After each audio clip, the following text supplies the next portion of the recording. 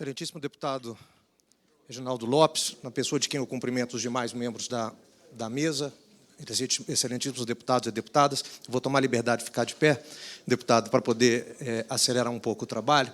E, na qualidade de representante da Organização das Cooperativas Brasileiras, a OCB tem uma mensagem muito clara sobre a necessidade da reforma, sobre a necessidade de otimização do nosso sistema tributário nacional, para trazer competitividade, para trazer segurança jurídica ao contribuinte, para trazer, principalmente, em relação ao cooperativismo brasileiro, o reconhecimento das peculiaridades desse modelo. E é isso aqui que eu vou tentar externar para Vossas Excelências na data de hoje.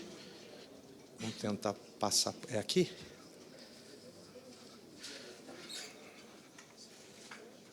Bom, o que é o modelo cooperativista? Qual que é a regra do modelo cooperativista? Qual que é a lógica do modelo cooperativista? Todos nós sabemos que é um modelo de negócio que foi implantado em meados do século XIX para poder exatamente viabilizar a inclusão econômica dos menos favorecidos. Nasceu no modelo de extrema depauperação das relações sociais e, através da economia, se entendeu que tinha um tipo societário capaz de fazer com que aquele indivíduo que não tivesse acesso a um mercado pudesse acessá-lo através da economia compartilhada. O cooperativismo, então, proliferou no mundo através da Aliança Cooperativa Internacional. São mais de 3 milhões de cooperativas no mundo, 2 trilhões de dólares o ingresso das 300 maiores, 12% da população mundial é cooperativada e 280 milhões de empregos, 4% da população mundial é gerado pelas sociedades cooperativas.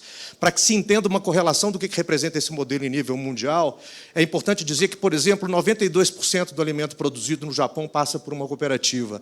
9,55%, quase 9,6% do mercado financeiro mundial passa por uma cooperativa. 40% da população canadense é cooperada. 99% dos produtos lácteos passam por uma cooperativa na Noruega. 90% dos produtores rurais da Coreia são cooperativados.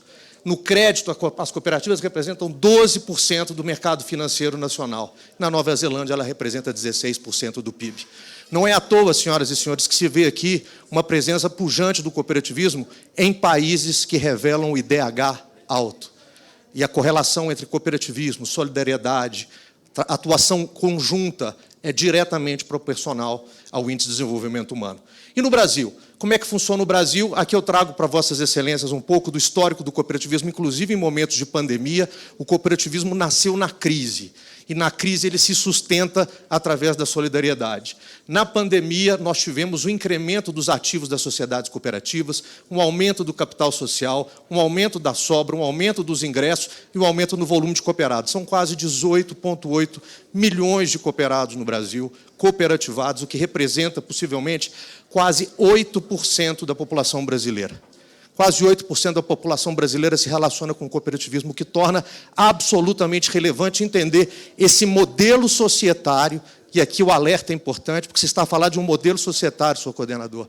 Eu não estou falando do negócio que subjaz esse modelo societário. Porque quando eu venho a falar do negócio que subjaz esse modelo societário, quais são os ramos em que essas sociedades cooperativas podem atuar? Hoje, a OCB classifica 7 ramos: transporte, trabalho, produção de bens e serviços, saúde, infraestrutura, crédito, consumo e agropecuária. Lembrando, por exemplo, que o maior sistema de saúde do mundo é o sistema cooperativista brasileiro. Pois bem, como isso está no Brasil hoje? 4,8 mil cooperativas, ativos totais de 784 bilhões, 8% da população brasileira cooperativada, quase 500 mil empregos diretos gerados pelas cooperativas. No negócio cooperativo, no negócio econômico que envolve a cadeia da cooperação, 50% dos grãos do país, mais de 50%, 53% são produzidos pelas cooperativas, 25% da capacidade de armazenamento do país, postos de atendimento das instituições financeiras cooperativas. Diversos municípios do país têm como única instituição financeira uma sociedade cooperativa. Diversos municípios do país atendem a capilaridade do cooperativismo de saúde, que está em 85% dos municípios brasileiros.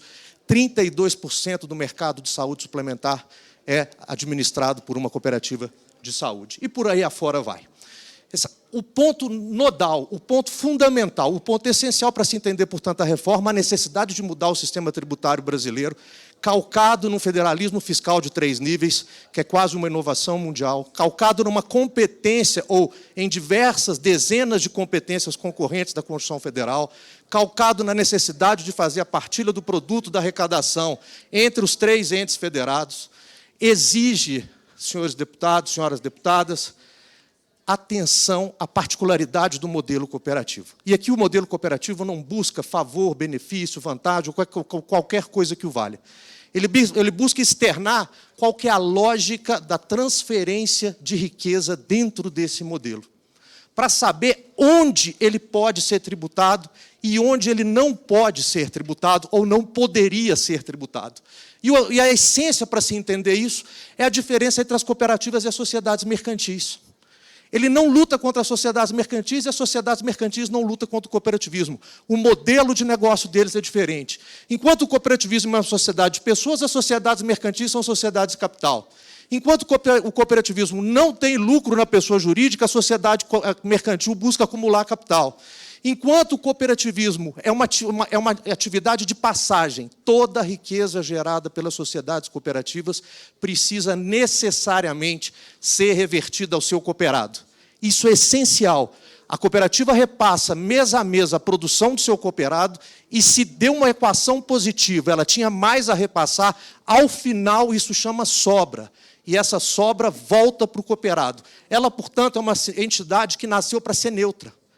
Ela vai ao mercado representar o seu cooperado, representa esse cooperado, capta o recurso decorrente de uma atividade exercida pelo cooperado e repassa toda essa riqueza para ele, sem fins lucrativos. Portanto, nas sociedades cooperativas, não há tributação na pessoa jurídica da cooperativa por uma razão muito simples. Ela é toda tributada no cooperado. A alíquota de 27,5% quando eu estou falando de imposto de renda da pessoa física. Nas sociedades comerciais acontece o contrário. Eu tributo na pessoa jurídica e, quando eu distribuo o lucro sai isento. Então, é uma inversão na lógica das sociedades comerciais. Sociedade comercial tributa na PJ, isenta a distribuição de lucro na PF. Sociedades cooperativas não tributam na cooperativa porque ela não detém capacidade contributiva. Ela não fixa a riqueza. A riqueza toda produzida para ela é repassada para o seu cooperado. Portanto, eu tributo lá. E aqui se desmascara um primeiro argumento. Respeitar essa lógica, senhor coordenador, muitas vezes leva a uma tributação na cadeia econômica mais cara para o cooperativismo, não pagando tributo na cooperativa e pagando na pessoa física do cooperado. Imaginem, vossas excelências, se essa entidade tiver que pagar nas duas pontas. Portanto, aqui são questões essenciais do cooperativismo, o material vai ficar para apresentação, para consulta de vossas excelências. É importante dizer que essas peculiaridades do cooperativismo foram reconhecidas pela Constituição Federal de 1988. O artigo 146 exige a lei complementar para conferir o adequado tratamento tributário ao ato cooperativo praticado pela cooperativa. Por que exigiu a lei complementar? Porque seria o único tipo legislativo capaz de objurgar os 3 entes federados. Eu não posso ter uma adequada na União e não ter nos estados e municípios e vice-versa. Por que adequar? Porque esse modelo econômico é diferente. É um modelo de inclusão social. A transferência desse modelo, a transferência de riqueza nesse modelo é diferente. E aqui mais um detalhe. Esse é o único tipo societário, senhor presidente, que morre todo dia 31 de dezembro. O cooperativismo não guarda sobra para o exercício seguinte e não administra perda para o exercício seguinte. Tudo que ela gerou em determinado exercício no dia 31 de dezembro, ela leva para a Assembleia. Se deu sobra, pertence aos cooperados e é tributado nos cooperados quando possível. Se deu perda, essa perda é rateada proporcionalmente entre os cooperados. É o único tipo societário no direito brasileiro que acontece isso. Portanto, essas peculiaridades do artigo 146, que exige uma regra de bloqueio do legislador tributário. Lembre o Chief Justice Marshall, the power to tax involves the power to destroy, em determinados casos. E aqui é um caso clássico.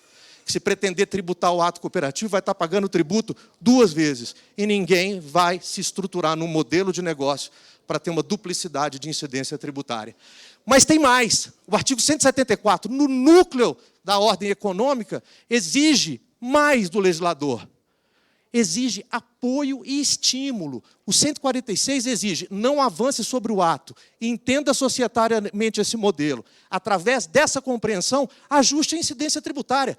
Defina onde o tributo incide.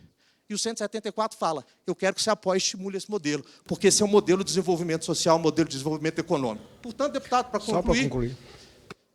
para concluir, só pequenos desafios que nós temos na reforma tributária, que são feitos entre 4 perguntas. Como nós vamos estruturar uma reforma que respeite a essência do cooperativismo e dos milhares de cooperados que sustentam esse modelo? Como garantir a neutralidade do ato, que é uma não incidência clássica, já reconhecida por diversas legislações, como um recurso que não pertence à cooperativa, com assento no adequado tratamento do artigo 146. Como garantir essa regra em um tributo indireto e não cumulativo? Porque não me basta reconhecer uma não incidência. Se eu reconheço uma não incidência para o cooperativismo no meio da cadeia econômica e essa cooperativa não gera crédito para o seu adquirente, ela está alijada do mercado concorrencial. Não vai ter comprador para o seu produto, ela vai se tornar mais cara. Como estruturar uma reforma que respeite o fato jurídico, que é a prática do ato cooperativo? A cooperativa simplesmente representa os cooperados, repassando esse corpo social toda a riqueza gerada, seja via produção, seja via sobras, e não obtendo nenhum resultado próprio nessa atuação. E, por fim, e ao largo, como garantir esse respeito alinhado ao necessário apoio e estímulo que o artigo 174, no núcleo do direito econômico constitucional, exige para o cooperativismo. Com essas considerações, senhor coordenador, agradeço muito a gentileza do espaço. Boa tarde a todos. Obrigado, João Caetano Mussi Filho, pela contribuição. Passo a palavra, mas antes quero registrar o nosso relator, o deputado Aguinaldo Ribeiro, se encontra na Marcha dos Prefeitos. Nós temos lá hoje uma apresentação para o conjunto dos prefeitos no país, né?